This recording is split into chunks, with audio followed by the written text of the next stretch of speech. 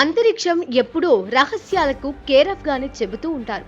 మానవాళికి అంతుచిక్కని ఎన్నో విషయాలు అంతరిక్షంలో ఉంటాయి. అయితే వాటిని తెలుసుకునేందుకు మనుషులు నిత్యం ప్రయత్నాలు చేస్తూ ఉంటారు. గత 50 ఏళ్ల నుంచి అమెరికా అంతరిక్ష సంస్థ నాసా ఇతర గ్రహాలపైకి వ్యోమగాములను పంపుతోంది. అక్కడ పరిస్థితులను తెలుసుకుంటోంది. మనుషులను పంపించిన తర్వాత వారు రిటర్న్ వస్తున్న క్రమంలో కొన్ని వ్యర్థాలను ఆయా గ్రహాలపైనే వదిలేసి వస్తున్నారు. దాంతో భారీ స్థాయిలో మానవ వ్యర్థాలు పేరుకుపోతున్నాయి. అవి రోజు రోజుకు పెరుగుతున్న నేపథ్యంలో ఎలాగైనా వాటిని తొలగించేందుకు నాసా ప్రయత్నాలు మొదలుపెట్టింది. ఈ విషయంలో నాసా ఇటీవలే ప్రత్యేక ఆఫర్ను తీసుకువచ్చింది. వ్యర్థాలను తొలగించడం లేదా రీసైకిల్ చేయడానికి వినూత్నమైన పరిష్కారం చూపిస్తే $3 మిలియన్ అంటే ఇండియన్ కరెన్సీలో 25 కోట్ల రూపాయలను బహుమతిగా ఇవ్వనున్నట్లు నాసా తెలిపింది.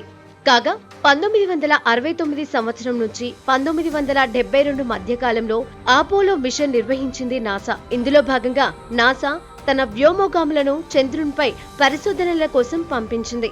విజయవంతంగా 6 మిషన్లు పూర్తి చేసింది. వ్యోమగాములు పరిశోధన కోసం చంద్రునిపై తిరిగి వస్తూ కొన్ని నమూనాలను తీసుకువచ్చారు. అయితే లూనార్ మాడ్యూల్లో నిల్వ స్థలం పరిమితం కావడంతో వ్యోమగాములు అవసరమైన వస్తువులను అక్కడే విడిచిపెట్టి వచ్చారని నాసా ఇటీవలి కాలంలో తెలిపింది. అలా విడిచిపెట్టిన వస్తువులలో మానవ వ్యర్థాలు ఎక్కువ మొత్తంలో ఉన్నాయని నాసా వెల్లడించింది.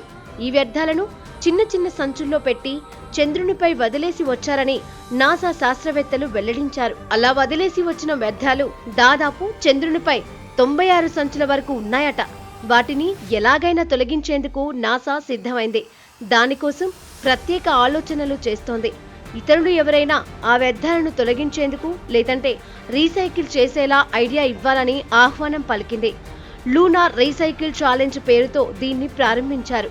ఈ వ్యర్థాలను నీరు, శక్తి లేదా ఎరువుగా మార్చడానికి సృజనాత్మకమైన ఆలోచనలు సూచించమని ప్రపంచవ్యాప్తంగా ఆహ్వానించారు. కాగా భవిష్యత్తులో చంద్రునిపైకి మానవులను తీసుకెళ్లడం, అక్కడ వారి జీవనాన్ని మెరుగుపరచడంలో ఇప్పుడు సూచించే ఆలోచనలు చాలా ముఖ్యమైనవిగా మారనున్నాయి.